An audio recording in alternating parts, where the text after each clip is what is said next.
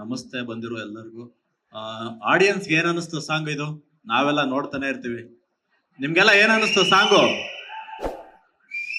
ಆ, ಈ ಆಕ್ಚುಲಿ ಒಂದು ಚಿತ್ರದಲ್ಲಿ ಒಂದ್ ಸಾಂಗು ಅಥವಾ ಎರಡ್ ಸಾಂಗು ಹಿಟ್ ಆಗೋದು ನಾವೆಲ್ಲ ನೋಡಿದೀವಿ.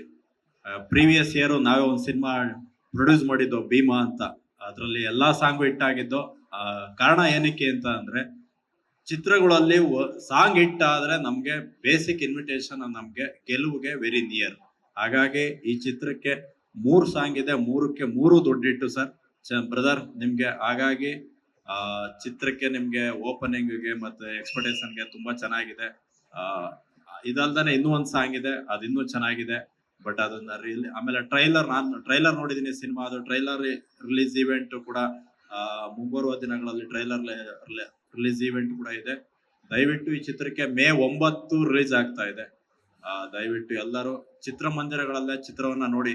ಎಲ್ಲಾ ಕಡೆ ಒಂದು ಮಾತಿದೆ, ಕನ್ನಡ ಸಿನಿಮಾಗಳಿಗೆ ಜನ ಕಡಿಮೆ ಬರ್ತಾರೆ ಅಂತ ಅಂದ್ಬಿಟ್ಟು.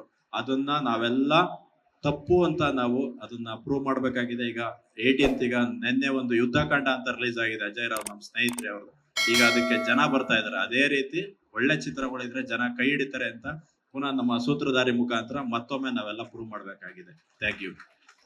ಚೇತನ್ ಸರ್, ಲೇಟೆಸ್ಟ್ ಹಾಗೂ ಇಂಟ್ರೆಸ್ಟಿಂಗ್ ಸುದ್ದಿಗಳಿಗಾಗಿ ಬಾಸ್ ಟಿವಿ ಕನ್ನಡ ಚಾನೆಲ್ನ ಸಬ್ಸ್ಕ್ರೈಬ್ ಮಾಡಿ. ಹಾಗೆಯೇ ಬೆಲ್ ಐಕಾನ್ ಪ್ರೆಸ್ ಮಾಡಿ. ಇದರ ಜೊತೆಗೆ ಫೇಸ್ಬುಕ್, ಇನ್ಸ್ಟಾಗ್ರಾಮ್, ಎಕ್ಸ್ ನಲ್ಲೂ ಮಿಸ್ ಮಾಡದೆ ಫಾಲೋ ಮಾಡಿ.